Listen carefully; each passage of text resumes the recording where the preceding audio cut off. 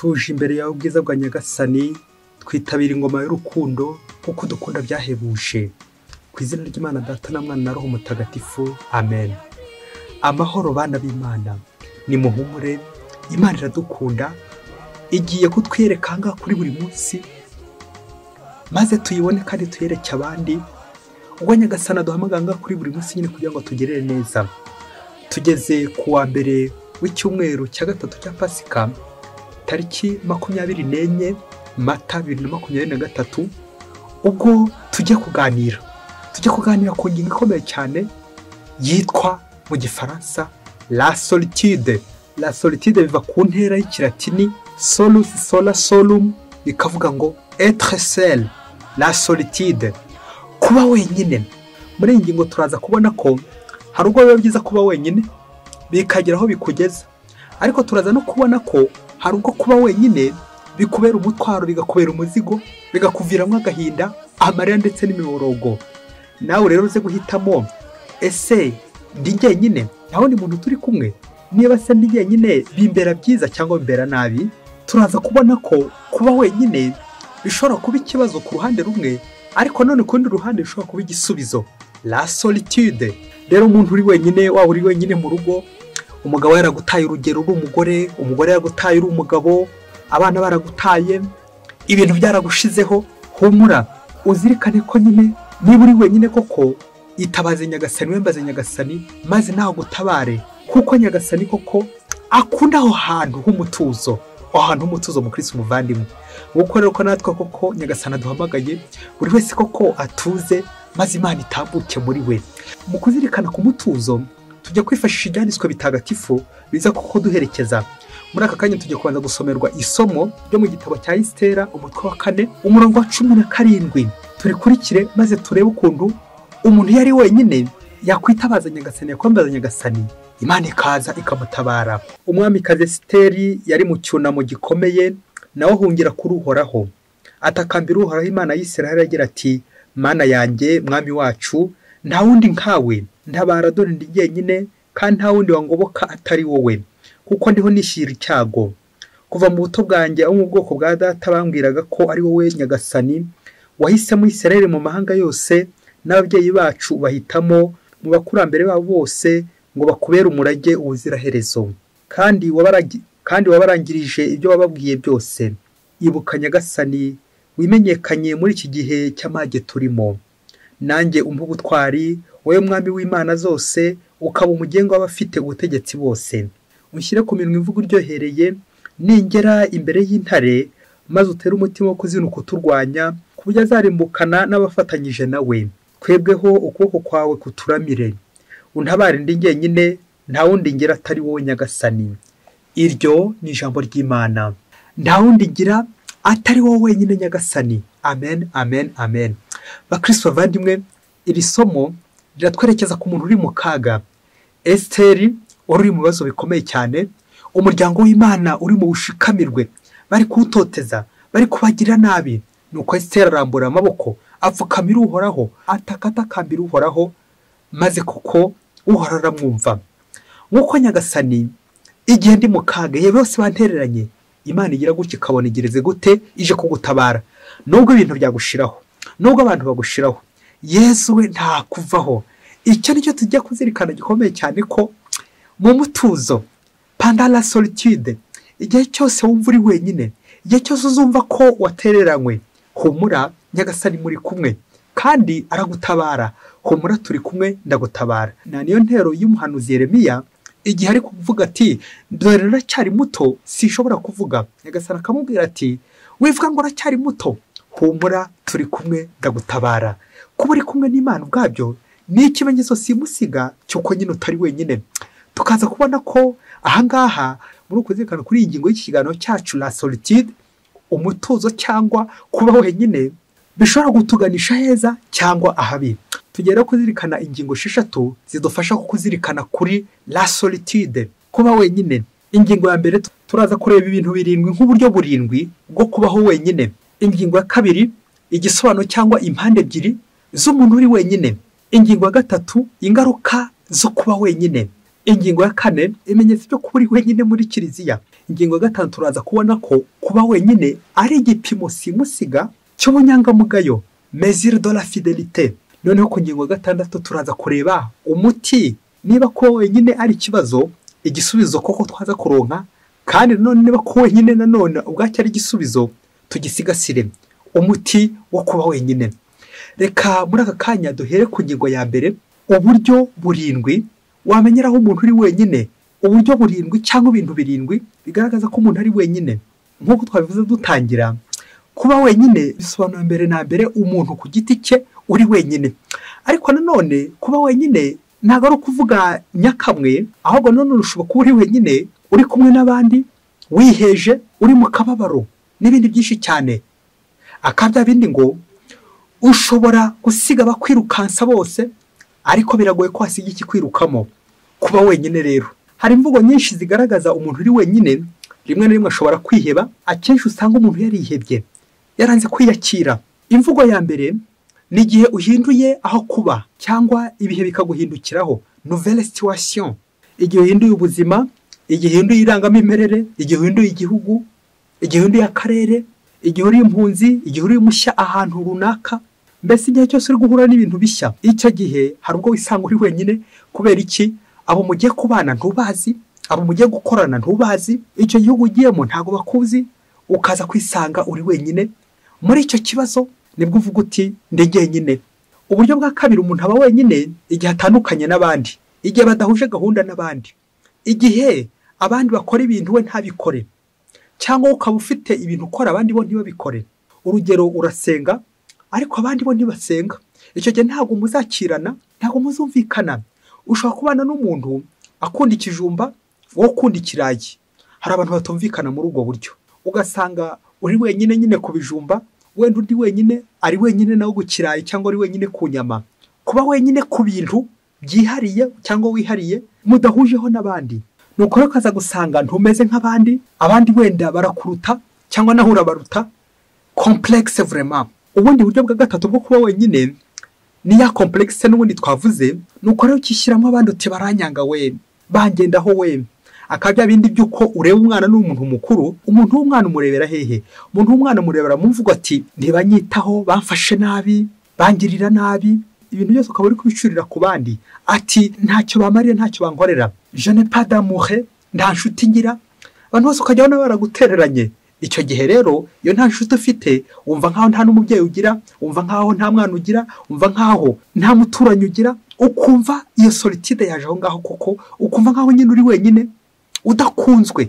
Burya kuba udakunzwe nyine ni ukubura kwiyakira. Nanone ukumva nkaho nyine uri wenyine, ukumva byagucikiyeho. Nibyo birangira ko kutiyumvisemo umuntu, ntimwumvikane kubera ko hari ibyo mudahuje, ntihagire ibyo muhuriraho. Uburyo bwa kane, usibye abantu, hari n'ibintu nanone bishobora kugushiraho, cyangwa ukabura ibintu wakundaga. Ushobora kubura nk'inyamaswa wakundaga, ba bantu bakunda nk'injangwe, abandi bagakunda imbwa, pourquoi pas batakunda nk'imbeba n'urugero.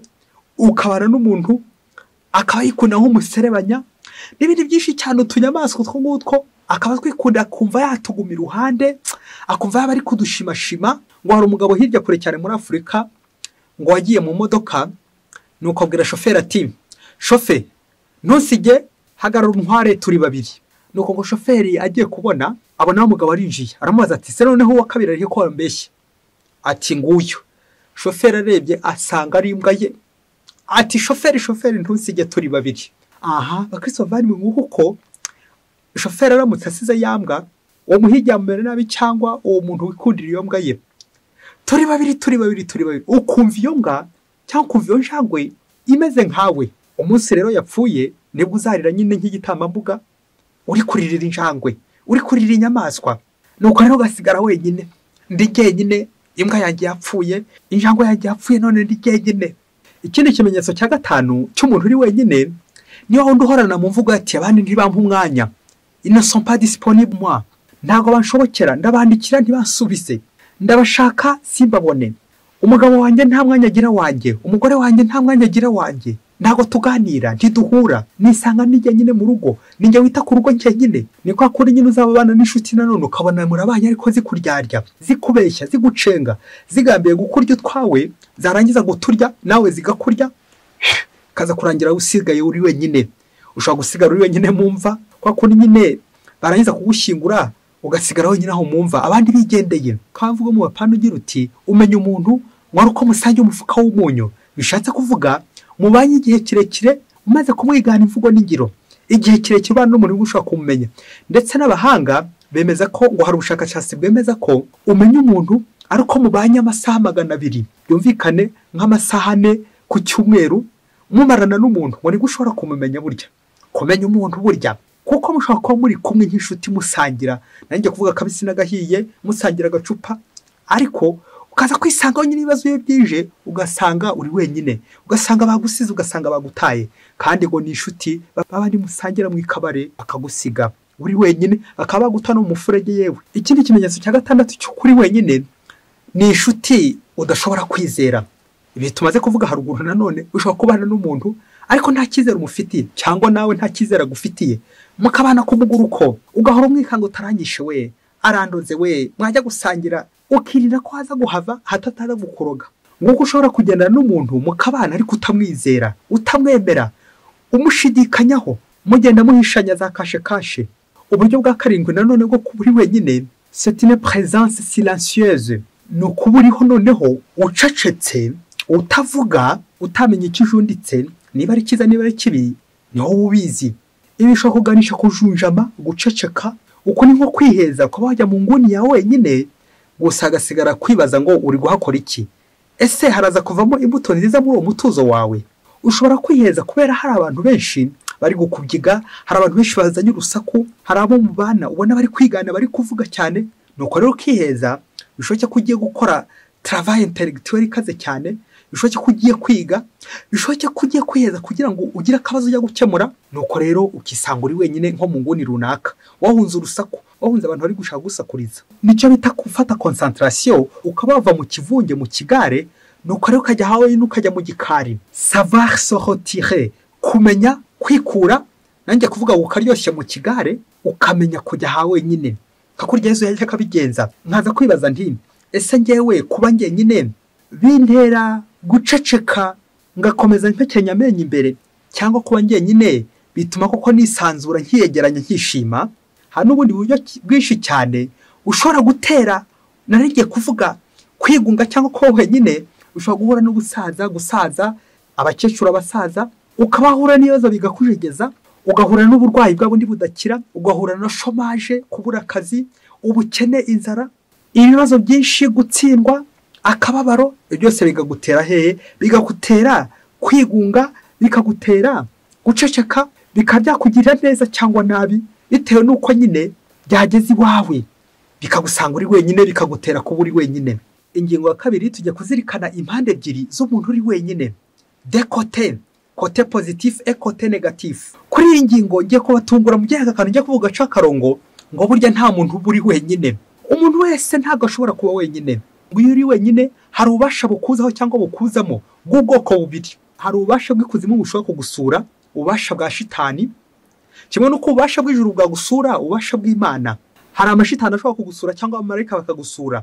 Ku ruhande rumwe Sekibi bishobora kugusura rw'ibumoso, ku ruhande rw'iburyo Yesu nashobora kugusura, Kristo ashobora kugusura. Urwo ruhande rw'ibumoso rwa Sekibi hashobora gucurirwa imigambi mibisha, ubugome, uburakari, kuba baragushavura, gutongana, umwiryane. Ariko ku rundi ruhande nanone hashobora kuvuka ibintu byiza, ubugwaneza, kuvuga neza, ubudahemuka, n'indi migenzo myiza myinshi cyane, ibitekerezo byiza. Icyo gihe rero uzirikana ngo haba habawe na Yesu ubwe, uko tubisanga mu Ivanjiri yanditswe na Luka umutwe wa 4 umurongo wa 1 kugeza ku 13. Yesu nawe yagiye mu butayu agiye wenyine, ariko uzi ko ubasha buri bwamujemo. Yesu yashutswe na Sekibi. Sekibi yahise yigaragaza ko kanya kugira ngo atangira mushuke, ariko Yesu Kristo erezuma ntabwo gusa yagize domination ya Sekibi gusa, ahubwo hajemo n'ubasha bw'Imana. Abamarayika batangira kumuhereza, nuko Sekibi musiga aho ngaho ngo imuteze ikindi gihe. Uko niko uyu mutwe usoza. Bigatwibutsa ko ushobora guhuriraho ibishuko cyangwa ibigeragezo iyo uri wenyine, nanone ushobora no guhabonera imbaraga zigufasha gutsinda ibyo bigeragezo. Rero umukristo muvandimwe, umva kuvuga ngo uri wenyine biragoye, kuko byanze bikunze hagomba kuboneka ubasha bwaba bw'ijuru cyangwa ikuzimu bugusura. Ni ukwitonda rero niba koko nawe utajya usurwa na sekibi n'ingabo ze n'abambari be, amashitani akaba yagusura, akaba kugendererwa n'amashitani. Buriya muntu yaragenderewe. Ujye baza niba ubonekerwa cyangwa niba wihangishwaho. Igitabo cy'intangiriro umutwe wa 2:18 baravuga ngo si byiza ko umuntu uba wenyine, ngiye kumurema umufasha bakwiranye. Amen, amen, amen. Abantu benshi iyo bagiye gukoresha umurongo wa Bibiliya bakunze kuwica, buri wese akawujyana hashaka, muri force, mu mbaraga yumva yakwifuza. Bamwe bakawujyana ndetse mu mbaraga nangiye kuvuga za sekibi. Nibwo uzasanga côté negatif, uzasanga abapadiri, ababikira, abafrere, abihaye Imana bashobora kwitwaza uyu murongo, bamwe bakawushyira kuri invitation zabo ngo si byiza ko umuntu aba wenyine, ari kugira ngo bakomeze koko bihoze, kwihoza, sokonsole n'uyu murongo ngo Imana nayo yarabivuze. Bashakisha impamvu zose zaza gutuma koko batumuhamagaro bari barimo ngo si byiza ko umuntu aba wenyine. Nkuko n'abandi bantu iyo ugiye gutuma umuhamagaro wawe witwaza uyu murongo, iyo ugiye gukora amabi, ujya mu ngeso z'ubusambanyi, urukozasoni, uhamagara mugenzi wawe ati si byiza ko umuntu aba wenyine. Nuko rero ukishigikiriza undi. Iyo ugiye mu ngeso mbi, iyo ugiye mu matiku, ushakisha buri gihe umuntu wagutabara, wamwajyana ukamushora ngo ibyo bigare ngo si byiza ko umuntu aba wenyine. Rero ibi ngibi ntaho bitaniye na sekibi. N'ubundi usubira Imana mu kanwa igihe aje gushuka Adamu na Eva ati ngo harya Imana yavuze ngo ntimuzarye kuri iki giti. Aha uko no gusubira Imana mu kanwa, iyo ni sakirirego. Ntaho bitaniye na shitani, ntaho bitaniye n'izoka nyine. Gusubira Imana mu kanwa ngo haranditswe ngo ntuzabe wenyine. Ugasanga ibyo byose twabikwirakwije, ariko turi kwitwikira iyo mirongo ya Bibiliya kugira ngo tugire nabi, kugira ngo wa mutuzo wacu kwa kuba wenyine dukomeze dushake ibintu byose dupfundamo ibibi, ubasha bwa sekibi. Naho ku rundi ruhande rw'iburyo, si byiza ko umuntu aba wenyine. Nibyo koko nta muntu ushobora kuba wenyine. Ubasha bw'ijuru koko ushobora guhita buza koko bukagutabara, bityo ubasha budasanzwe bugakuzamo. Bwa ubasha budasanzwe twavuze haruguru, hashobora kuza ubwoko bubiri bw'ububasha budasanzwe: ubasha bwo kwa sekibi cyangwa ubasha bwo mu ijuru. Twabizirikanye haruguru, Yesu ari mu butayu, sekibi ahita aza yitambika, ariko Imana nayo ikaza itambamura, itazanura amayira. Ngo kuko igihe cyo kuba wenyine gishobora gutubera umwanya koko guhura n'Imana, rencontre avec Dieu. Kuvuga ngo ndi jyenyine, umutima namanjye urahari, ngomba guhahurira n'Imana. Urwo ni uruhande rwiza, guhura n'Imana koko, ubundi tukabana. Si byiza ko umuntu aba wenyine. Nibyo koko Imana koko ishobora kuguha mugenzi wawe mubana, wa muntu koko uje kugufasha, uje kugutara mu bibazo urimo, kimwe nuko nyine Imana ubwayo yizira. Ariko cyesha Imana ikunze kuza muri bagenzi bacu. Na niyo mpamvu nyine bigoye ko ntago bishoboka ko umuntu aba wenyine. Imana ikora ibishoboka byose kugira ngo imufate, imwigarurire cyose iyo wayinaniye. Ngo rero undi mu bunyabubasha Nyagasani yohereza muri uwo mutwe ngo tubizirikanye, si byiza ko umuntu aba wenyine. Imana ishobora kohereza umunyabubasha ari we mufasha umuntu, ikakunda kohereza n'ikintu, Imana igakohereza amafaranga, Imana igakohereza ibintu byiza, Imana igakohereza ibintu za kugufasha. Nuko Imana ishobora gukohereza umugabo, igakohereza umuntu muzabana, igakohereza umugore cyangwa umugabo, ikaba yaguha umuti w'ikibazo ufite, ikaba yaguha igisubizo. Nanone sekibi nawe ashobora kuziraho nyine akaguteza ibibazo, akagushuka. Wa muntu none ukuzanira imigambi mibisha, bya bitekerezo bibisha biza gukuyobora kwa sekibi. Rero tukazirikana dusoza ingingo ko nta muntu umwe ubaho. Swate uri n'Imana, swate uri na sekibi. Ujye ubimenya kandi ubizirikane. Ingingo ya 3, ingaruka zo kuba wenyine. Ngo tumaze kubizirikana, hari uruhande rw'ibumoso rwa sekibi aza ashamikira iwawe, ariko hari n'uruhande rw'iburyo Imana nanone turi wawe mu mutima nama wawe. Rero hari ingaruka nanone ku bwoko bubiri, hari ingaruka mbi, hari ingaruka nziza.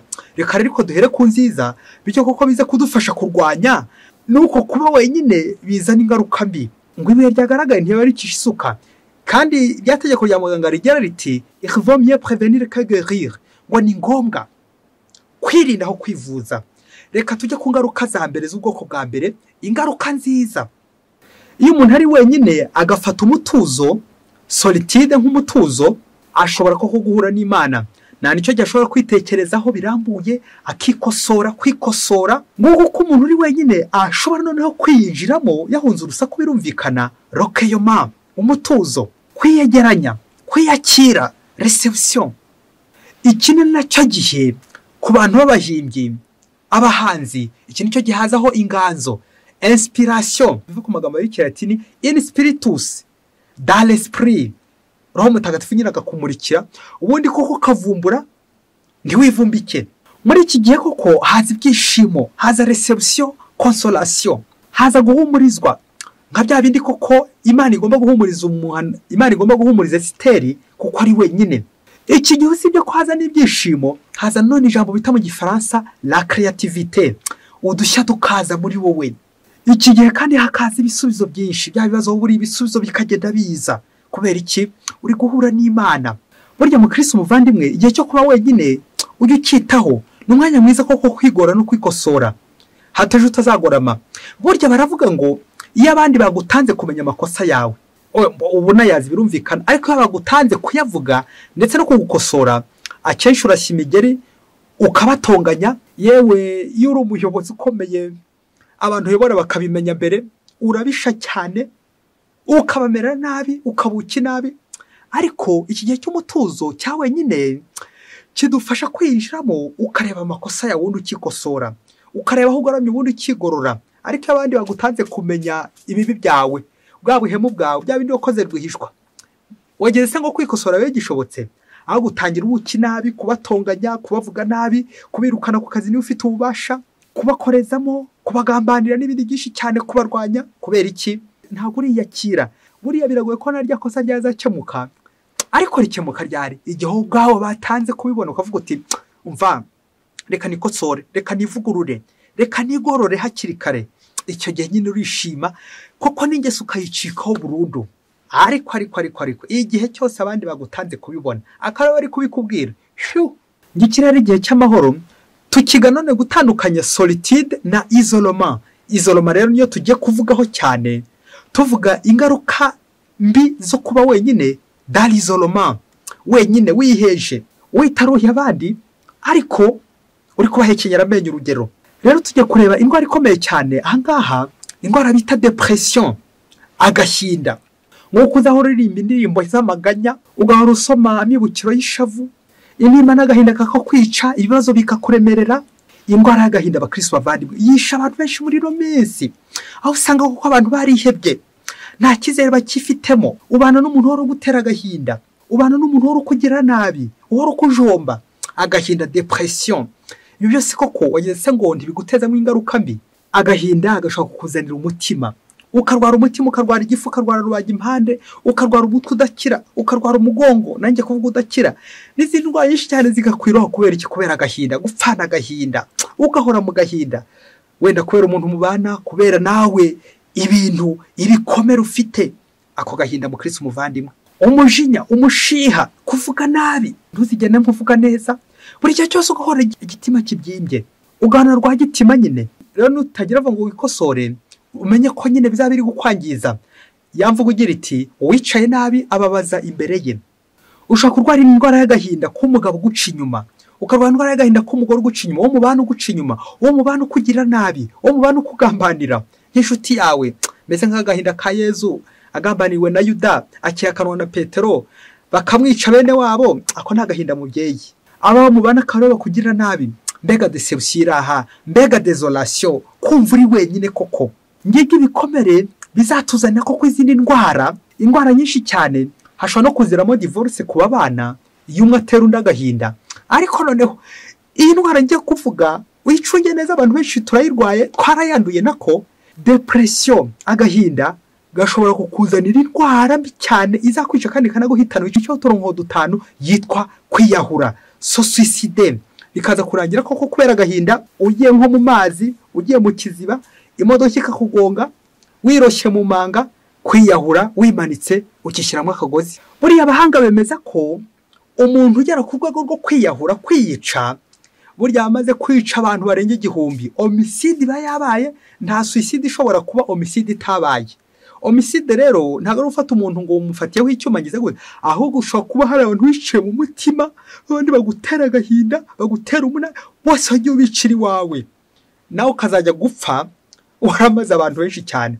Ntago ushobora gukora suicide utarakoze homicide, ntago ushobora kwiyahura utarisha abantu benshi. Nguko uko agahinda kagiye gutumara, ucunge abantu wishe mu mutima wawe. ucunge ko niba igihe cyo kwihera kizagera imbaga utarayirimbuye uyirebe nanjye ndi kwireba. Rero iyi ngingo y'ingaruka nziza cyangwa mbi zo kuba wenyine turayisoza twibutsa ikintu bita inganzo, in spiritus. Iyo nganzo koko aho nshobora guhurira n'Imana, Imana ikongera ikampanga bundi bushya, nanjye ko nkagira udushya ngenda mpanga. Kubera iki? Imana, ndi kumwe n'Imana. Mu gihe rero hamwe bishobora kujyana ikuzimu, ahandi bishobora kujyana mu ijuru. Ku ruhande rumwe ni diabolos, shitani nyine igaca aho ngaho tugakomeza tukabana, naho ku rundi ruhande ni inspiration spiritus, Roho Mutagatifu koko tugakorana. Nuko twakorana n'Roho Mutagatifu, inganzi ikaza. Ngo akawa mupadiri babaje bati, padiri kutagihimba byagenze gute? Ngo padiri wahimba guturirimbo twiza tw'Imana. Nuko ngo padiri ngo arisheshekera, ngo maze arababwira ati, yewe hahimba uhimbawe. Amen, amen, amen. Iyo uhimbawe urahimba ugahimbaza. Iyo wahindanye urahinda ugahirita, agahinda kakagusya nyine, agahinda katuma nyine uhimba. Hahimba uhimbawe, naniwe nyine uhimbaza, agahimbaza Imana. Ingingo ya 4 y'ibimenyetso byo kuba wenyine muri kiliziya. Kuri ingingo ndaza kwibanda ku bagatolika ndetse n'abaprotestanti, nuko rero abandi nabo baze kumviraho, maze koko turebe igihe tumara dutuje, turebe mu mutuzo wacu icyo tuba turi gukora. Reka duhere ku bambera abagatolika. Burya abakristo gatolika bafite ibyiza byinshi cyane batunzi wabo. Akabyabe ni ngo wambaye ikezi ntamenya ko kera. Muri kiliziya gatolika hari ibintu byinshi cyane. Byabe ni byuko nyine Yesu yavuze ati, wahawe byinshi azabazwa byinshi. Nawe rero witonde, tuzajya wishyira hejuru ati, dufite ibintu byinshi cyane rwose turusha abandi. Ariko se no mu kwemerera barusha. Ibintu bibiri nza gushingiraho, ndaza gushingira ku masakramentu, cyane cyane isakramentu ry'Ukarisitiya, gushengerera. Icya kabiri gikomeza gushingiraho cyane gikomeye ni misa. Misa koko isengesho rikuri rutayandi yose. Ariko se ni kangahe numva misa toujours occupé, ngashaka kuzuzamo misa ibintu byose, ntihagiye n'akanya kawe nyine sigaza, ntihagiye akanya k'umutuzo nsigaza.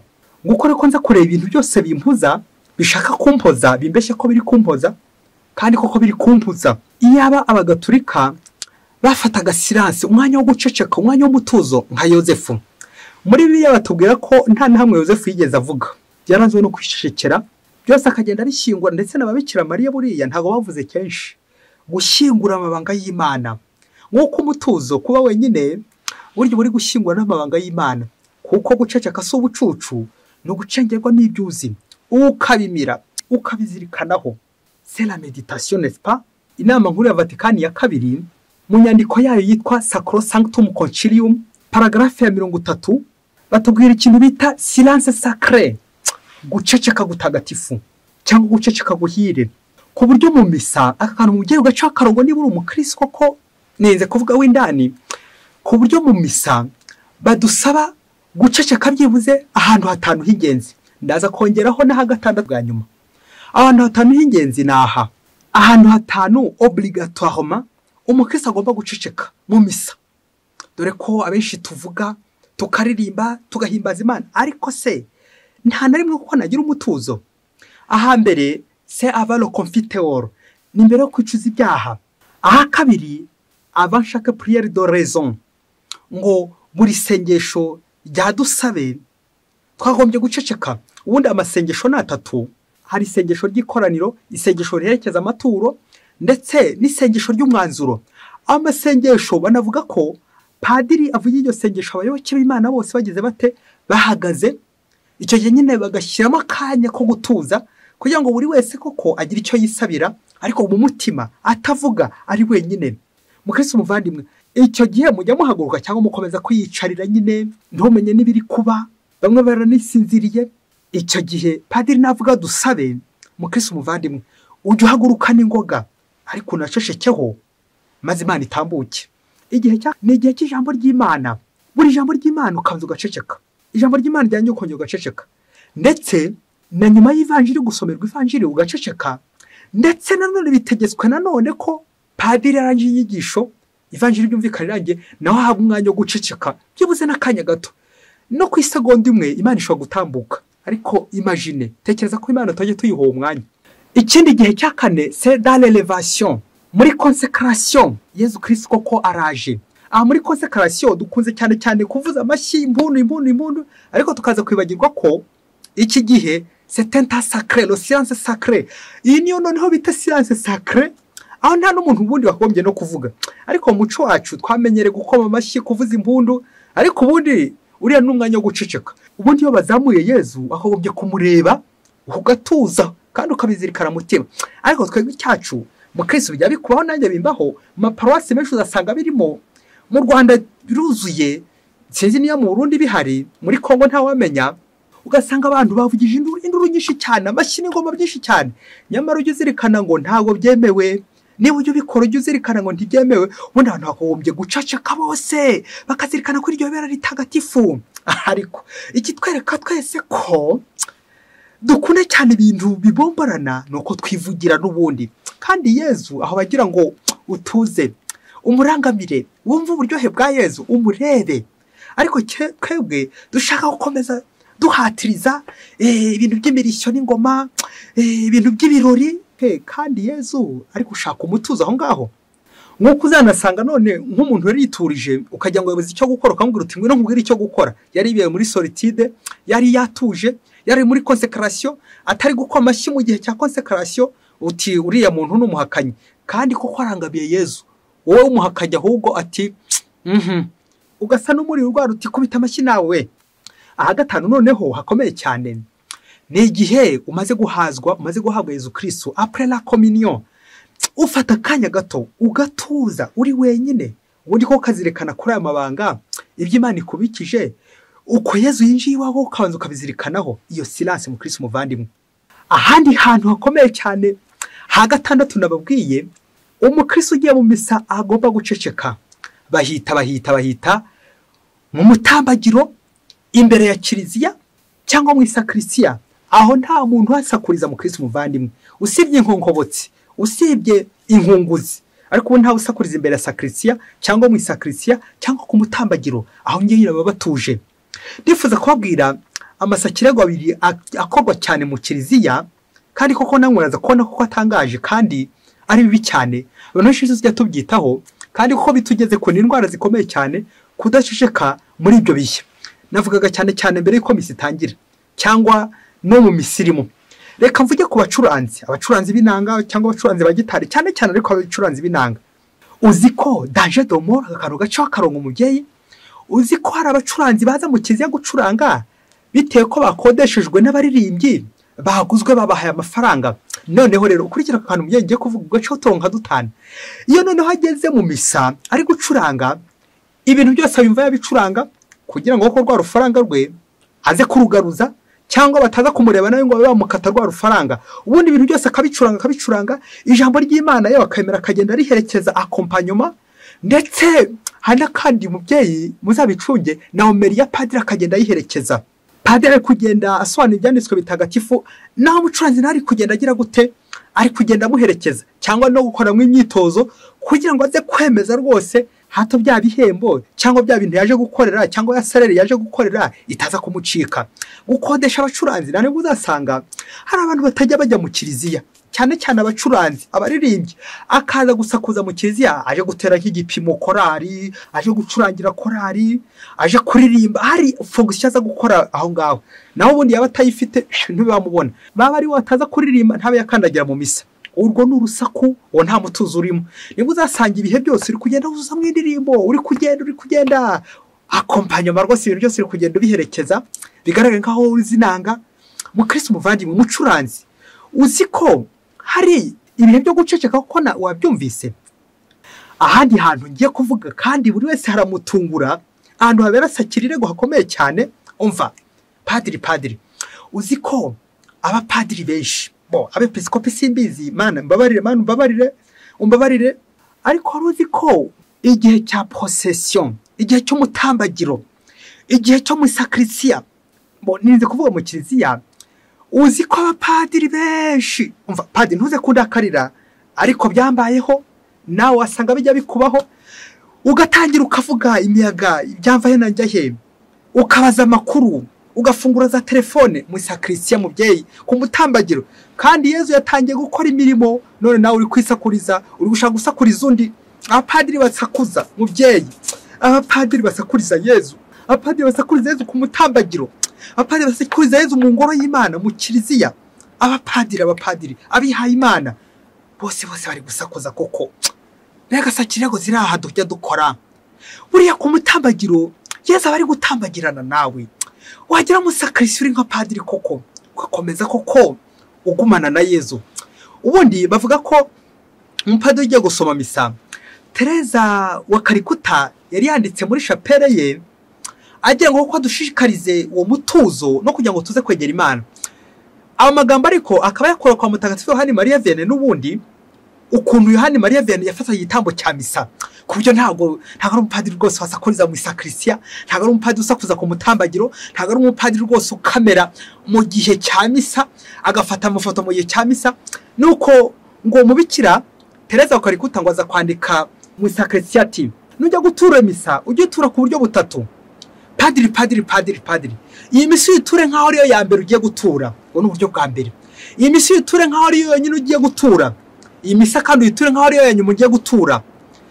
Ibyo bintu umupadiri koko abyitayeho ntago ashobora gusakuza, yumva ko agiye imbere y'ububasha bukaze cyane, atakagombye no kuvuga kuko nyine ububasha bw'Imana bugiye kumuvugiramo. Ariko twebwe icyacu turasakuza mu sakrisia rwose nta nto gutinya. Sachere hantu hatagatifu, ikintu gitagatifu, bya bintu ntagomba kuvogera. Ngo kuko abapadiri njyewe ndimo, niba utarimo padiri Imana ishimwe, ariko tujya dukora sakirirego, ariko Imana ikanatwihanganira. Yezu warakoze kubutwihanganira. Yezu umbabarire rwose sinzasubire kongera gusakuza ku mutambagiro, sinzasubire gusakuza mu sakrisia, sinzasubire kuvuga ubusa mu kiliziya. Yezu umbabarire. Nawe kandi akubabarire, twese Nyagasana tubabarire. Reka tuvuye ku Gatolika batajya bashaka gushyiramo akanya kugira ngo baceceke kandi bafite ako kanya ko gushengerera no gutuza imbere ya Yezu. Reka tujye ku Protestant. Mwari muzi ko Protestant benshi reka kantu tugacaho n'akarongo wenda tutanagatinya cyane.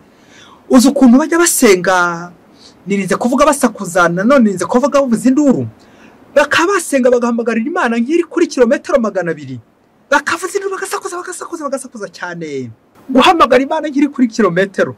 Bikaza kurangira bari guhondagura ibintu, bari guhondagura za plafond, bari guhondagura aho bari ingufu nyinshi cyane, bashyiramo imbaraga nyinshi cyane mu isengesho, ibintu bidonda, ibintu bihanda, ibintu bikubita, ibintu bibomborana. Tukaza kuzirikana iki kintu gikomeye cyane, mubyeyi ntabwo ari imbaraga ahubwo n'uburyo. Ce n'est pas de force mais de technique. Ikira kikaba ikimenyetso simusiga cyo guhunga umutima wawe, umutima nama, kuko nyine uri gushaka gufata ibintu biri hakurya gusa, ariko wawe wahasize. Uze gukora umwitozo, ntago muhuguye nona uhamagara umuntu uri kure, hari ibintu byinshi uza gukuramo bikunaniza. Icyambere uraza kumva umutwe ukuriye, icyakabiri uraza kumva umutima uri gukudiha. Ubundi umutima utangiye utera udiha, c'est un danger, hari ikintu gitari kugenda nyine, hari kidodo. Rero kwibabaza gusa, kwitera umutima, kwitera umutwe udakira ngo uri guhamagara Imana n'imbaraga zawe, ibyo ni bibi. Aho harimo deviation burya. Nirinze kuvuga ko ari kurwanya Imana, ntago nza kubivuga. Buse erezuma Imana ni yambuwe, ntago yadohora ibyo ngibyo. Uko biri kose wagiye mu isengesho wenda uvuga uti ni Imana ngiye guhamagarana, nicyo gituma nyine Imana ntago izaturakarira, izadufata nyine uko tumeze, uko turiho. Rero mu Kristo umuvandimwe kwibutsa wowe usenga, ujye uzirikana ngo Imana ntiba mu rusaku. Dieu est dans le silence. Imana iba mu mutuzo, hahandi nyine hawe nyine ugomba kuyisanga. Aha, niba si Imana ikunda umutuzo, nawe rero utangiye ubomborana uyisakuriza, Imana yo ntabwo izakwanga, birumvikana, ariko umenye kuri kuyibangamira nawe uri kuyirwanya utabizi. Ubwo n'ubushotoranye materialiste que nous sommes, nk'uko abantu benshi dushaka kuzana Imana ku ngufu zacu, kanzana Imana ku mashyi yanjye, kanzana Imana kubera umwuka wanjye muremure mfite, imbaraga zanjye mfite, ariko kaza kwibagirwa ko atari imbaraga zizana Imana. Imana iza ku bushake bwayo. Mu Kristo umuvandimwe, ndushake gufatisha Imana amaboko yawe. Akabya bindi Yezu abwira Maria Madalena ati, ndungoreho. Kubera iki? Maria Madalena aracyashaka kumukoresha w'intoki gusa, nyamara n'ukwemera. Aho habuze ukwemera, ndashaka ibintu bishashagirana corporellement, ariko spirituellement nkibagirwa ko Imana nyine ari spirituelle, ari roho, ntagomba kuyifatisha imoso cyangwa ukuboko kose mbonye. Nirinze kuvuga ko ari ubuhakanyi, harimo kwemera guke, harimo deviation. Inyemere ntabwo irahwika neza, ntabwo urumva Imana neza niba ko kukihamagara ukuva ko Imana iri kure yawe, iyo ni isolement. Ngaho mu Kristo umuvandimwe rero nkubeshyera, uzajya mu kiliziya ushatse waguma n'imbere y'isakramento, ugahaguma byibuze isaha imwe utavuga, uzarebe niba bitaguhandahanda, niba bitari gukurya, aho ngaho uzaba watangiye kumenya gusenga. Kuko gusenga nanone ntabwo ari ukuvuga, ahubwo ni uguceceka, ni ugutuza, ni ukuba wenyine. Kandi kuba wenyine nk'uko twabivuze ni uguhura n'Imana. Nubwo uburyo bwiza bwo guhura n'Imana. Umva, ntabwo mvuze ko abasenga bavuze induru batabari gusenga, ariko se nanone nako gahe k'umutuzo nako karakenewe. Hari imirongo myinshi muri Bibiliya itwereka ko nyine biba byiza koko umuntu akabana n'Imana aho kuba wenyine. Koko itwereka ko umuntu yari wenyine aribwo Imana koko ishobora no kuza. Intangiriro umutwe wa 2:18, Zaburi ya 27 umurongo wa 10, Izayi umutwe wa 43 umurongo wa 2, Matayo 28:20, Yohani 14:18, Yohani 5:7. Aha, ubwo n'ububasha bw'Imana. Ariko no hari undi bubasha dusanga muri Luka umutwe wa 8 umurongo wa 30, cya gitero Sekibi nawe ushobora kuzira aho ngaho. Iyo mirongo umukristo muvandimwe uze gufata akanya wongera uyisome, urebe ukuntu rimwe ushobora kuba uri kumwe na Sekibi, ikindi gihe ariko ushobora no kuba uri kumwe n'Imana muri uwo mutuzo wawe. Biterwa nawe nuko uri kumva wakwakiranye n'Imana. Reka tujye ku ngingo ya 5, umutuzo nk'igipimo cy'ubudahemuka, nk'igipimo cy'ubunyangamugayo. C'est la mesure de la fidélité.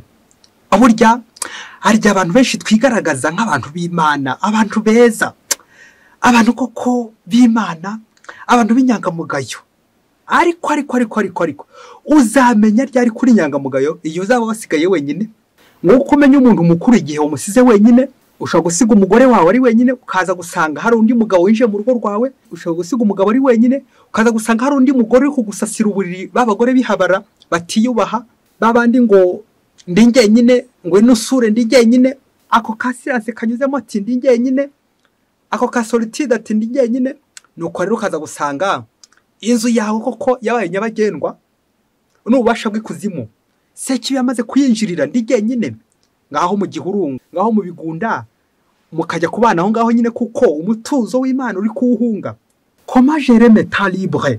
Uko iyo uri wenyine ibihe byawe bwite ubicungute. Ukubaho uri wenyine, ese ugira solitude cyangwa ugira isolement? Solitude twumve ko ari nk'umutuzo uza gutuganisha heza, naho isolement ni kagahinda nyine kwa kwigunga mu Kristo muvandimwe. Ukaba uri kwigunga, ukaba ufite irungu. Ngibyo rero bibi bya isolement, déception et désolation, ibintu byose bibi bikakuzaho. Nawe ujye wibaza uti ese ndi mu mutuzo cyangwa ndigunze?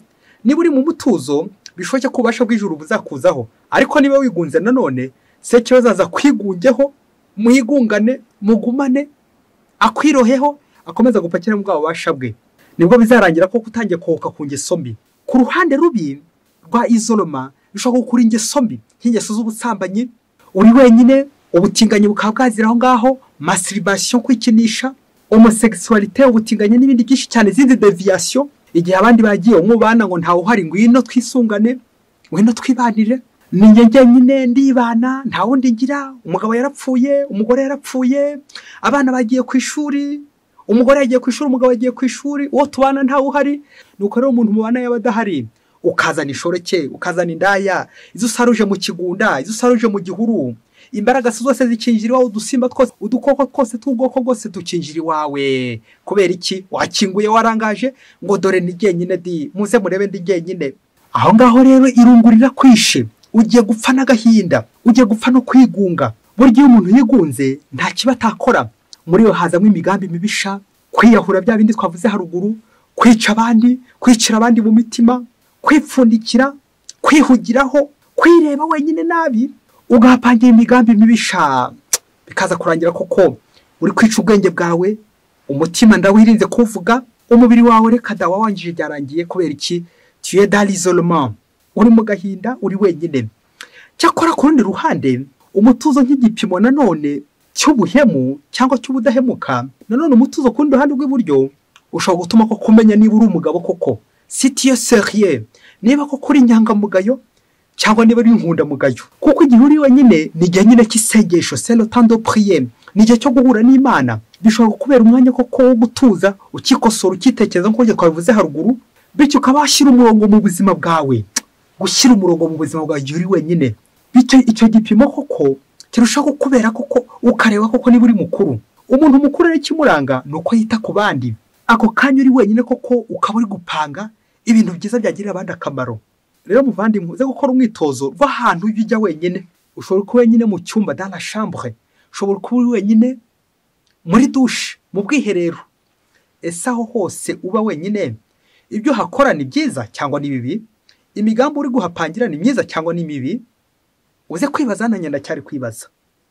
Iyo uri wenyine, ni ububasha bw'ijuru bugusura cyangwa ni ububasha bwa sekibi? Iyo uri wenyine, ugira deception cyangwa ugira reception? Ugira consolation cyangwa ugira desolation? Uba uri mu mutuzo cyangwa uba uri mu kwigunga? Iyo uri wenyine, ngo kawa wihaye Imana ngo bigeze gusanga ari mu cyumba, ngo yaravuye mu misa, ngo ari mu cyumba ari kuvuga ati Imana ntibaho, Imana ntibaho, Imana ntibaho, ari kugenda bivuga, nuko baramufata kandi avuye mu misa. Nguko bakristo bavandimwe, iyo uri wenyine ukora iki? Iyo uri wenyine, ubwo buzima bwa wenyine koko uhahura n'Imana cyangwa uhahura na sekibi? Ibaze nanjye nibaze. Reka dusoreze ku ngingo ya nyuma, ana yo 6, ingingo yitwa umuti. Umuti uraza kuza igihe wagize agahinda, byagenda gute? Ariko nanone ni nk'igisubizo igihe uri mu mutuzo. Ni igisubizo nyine ko uri guhura n'Imana, kandi umuntu wahuye n'Imana ntabwo Imana ishobora kumuvira mwaho, kuko ntagukore nyine uzikorera amaboko. Icyo nicyo cyizere dufite ku Mana. Niba dukorera Imana, niba ari Imana twagiye kureba, tuzayibona maze tugirire neza, tubeho neza. Reka rero tugane ku muti w'abantu usanga babayeho nabi. Ati ndi njyenyine, mba mu nzu ya wenyine, irungu riranyishe, agahinda karanyishe, abana barantaye, ababyeyi barantaye, ndi njyenyine, ntawe ngira ntakira, ntawe ngira tuganira, ndangiza kurya nkaryama, nkaba ndi kumva radio, nkaba ndi kureba televiziyo yambereye umwana wanjye, yambereye umuvandimwe, niyo ndeba. Aha muri iki gihe waje telefone yanjye koko igakubera nk'umugabo wawe, igakubera umugore wawe, niyo wirirwaho. Nanjye kuvuga niyo urarushengerera, ibyuma kabuhariwe ikoranabuhanga akaba aryo wirirwaho. Icyo gihe rero ntabwo uri wenyine. Ushaka kwikinga mu cyumba, abantu bakajya ngo uri wenyine, kandi uri ku ikoranabuhanga, uri kuganira nabo hanze bo hirya, uri kwimara irungu, uri kwimara ipfa, warangiza ngo uri wenyine. Ibyo bintu rero twagiye duhereramo byinshi cyane, tukiburisha iyo ngiyo. Ibyo nibyo bidukura iyo ndwara y'agahinda. Mu gusoza tureba umuti, ariko tubanza tubone n'icyo gisubizo cy'uko la solitude nk'umutuzo, mu rwego rwiza rwo guhura n'Imana, kuganira n'Imana, kwikosora, kwigorora, kumererwa neza. Ariko none kundi ruhande twabonye ko solitude ishobora kuza nanone izigana muri isoloma, mu bihe byo kwigunga, kwireba, kwihugiraho, kugengwa n'ububasha bwa sekibi. Nibwo uzasanga nyine umuntu uri wenyine niwe hotse ku byaha. Uzajya kubona umuntu umara igihe kirekire ari wenyine nko mu gihe cy'umwaka, niwe uzasanga yaradohotse. Ingeso mbi z'urukoza soni, cyane cyane ubusambanyi, uti ntawe undeba, bikaza gusanga ko yaradohotse nk'umupira washizemo umwuka, ngisogisi yashizemo elastique, ibintu byose waradohotse. Aha abantu batari bakuze rero bakubona ati uyu ni wundi twari tuzi kera, umuntu wari w'Imana kera, none koko niwe ingeso mbi zose zadukanye. Kubera iki? Ubwigunge bwatumye ubusambanyi buzi waho, ubusambo buraza, ubutsinzi buraza. Kubera iki? Kwigunga. Nifuza kukubwira indwara ebyiri kugira ngo zizirikane zitera kwigunga cyangwa zituruka ku kwigunga. Hari indwara ya mbere bita autophobie, ni indwara yo gutinya kuba wenyine. Hari indi ndwara yitwa syndrome de Diogène cyangwa sirogomani. Ngo iyo ndwara iza kwigwizaho ibintu yaba bitanari na ngombwa bitari bikenewe, ariko ari kugira ngo ukomeze wuzuze icyo gihe uri wenyine. Uwo mutuzo ukomeze upfukiranye, isoloma, urebe uko wayihashya. Iyi ndwara ya sirogomani ikunze gufata cyane abantu bari bonyine, abantu bigunze, abantu bihebye, abantu bari bonyine nyine, abandi bataye. Bityo ukabaho mu bwigunge, nta bandi bafasha ukeneye, nta bundi bufasha ukeneye. Nuko ibyo bintu koko ukagenda ubyuzuza aho ngaho. Izo ndwara mu Kristo muvandimwe, ngo ntiziragera iwawe. Niba zitarahagera, ukomeze uzikumire. Il vaut mieux prévenir que guérir. Ngo ni ngombwa kwirinda aho kwivuza. Iyo ni itegeko rya muganga. Rero mu Kristo muvandimwe, nugira ibyago, izi ndwara zikaba zaraje iwawe nawe, zo kwigunga, zirungu, umva, ongera ugaruke mu murongo. Njye kuguha ibisubizo by'ubwoko bune, nawe uze kwishakira ibindi kuko ni byinshi cyane. Igisubizo cya mbere, igihe wibasiwe n'indwara yo kuba wenyine, otofobi cyangwa sirogomani, ndetse n'igihe itaragufata hagomba no kubyirinda kandi ukageza kubitegura ko hari n'igihe byaza ko turi ku isi. Icya mbere ugomba gukora ni ugushyiraho ingengabihe yawe ku munsi, akabya bindi by'umuyezuwiti ugabira umwana w'iminani, buri wese akamuha 8 ko ari 3, amasaha 8 y'akazi, amasaha 8 y'ikiruhuko n'amasaha yandi 8 yo gusenga. Rero mukristo muvandimwe, ibi bihe 3 mu ngengabihe yawe muri orere yawe ujye ubyitaho: isengesho, imirimo ndetse no kuruhuka. Ubigene ubitegure, bizatuma koko ingengabihe yawe koko ibiri mu icyo gihe cyo gusenga, cyane cyane koko n'isengesho ry'umutuzo ukariteguriramo. Bityo nibize kuba ari bigutunguye, kuko nibigutungura umutuzo ukagutungura, bizarangira koko biganishije kuri sirogomani cyangwa otofobi.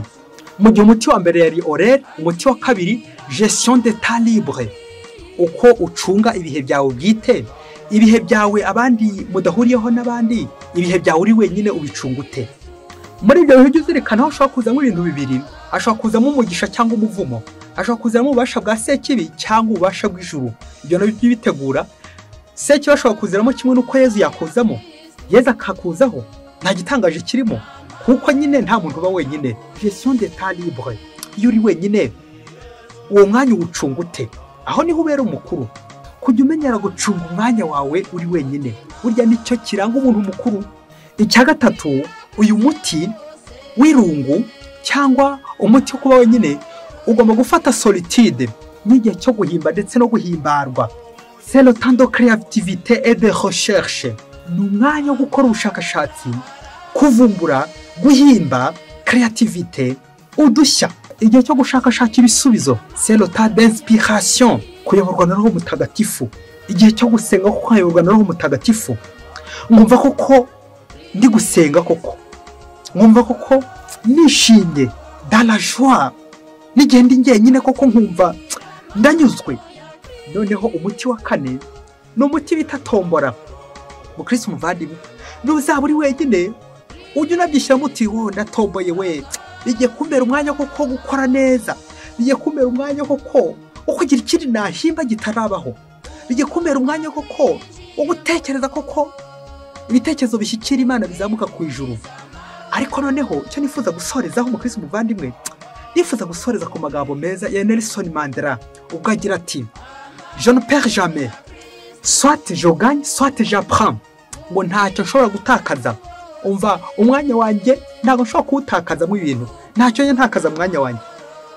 Nshobora kuba ndi kwiga cyangwa ndi kugira gute, cyangwa ndi kunguka ibintu byinshi. Étude et gain. Nguko rero mukristo muvandimwe, nubona igihe cyo gutuza kiraje, cyo guceceka kirakwishyize imbere, ujye uvuga uti Mana ndatomboye we, ubu ngubu ko ngiye gukora imirimo agatangaza aha ngaha, ubu ngiye guhura n'Imana. Aka kanya ko guceceka, reka noye kuvuga, reka noye gufata ibiradiyo, ibiteleviziyo, reka noye kuzuzamo ibintu, combler de vide vraiment, reka noye gushyiramo ibindi bintu, kuko ni umwanya wa tombora ngize mu buzima, ni chance ngize mu buzima, ngiye guhura n'Imana. Ndatomboye we, nongeye ndatomboye no mwanya wowe nyine. Yezu we, urakoze koko kumpaye no mwanya koko, ugashimira Imana koko, avuga uti Mana ndatomboye uyu mwanya koko ngiye guhura n'Imana nanjye. Yo Yezu we, Yezu urakoze, ni ukuri Imana we, kuko nta muntu n'umwe ushobora kuba wenyine. Mu mutuzo ushobora kuba uri kumwe n'ububasha bw'ikuzimu, cyangwa mu mutuzo dans la solitude uri kumwe n'ububasha bw'ijuru hamwe na Yezu Kristo. Bakristo bavandimwe, Nyagasani akomeze guturinda, tumubonera akanya dutuze. Ufite agahinda yongera agaruke ku mutuzo, wongera ugaruke imbere ya Yezu, umubwire uti Yezu ufite agahinda, ndi njyenyine, ugumane nanjye Nyagasani, gumana natwe Nyagasani, dore burije. Mwese Imana ibahe umugisha. Imana Data na Mwana na Roho Mutagatifu. Amen. Padiri Masumbuko na Disilasi wa Diyosezi ya Cyangugu.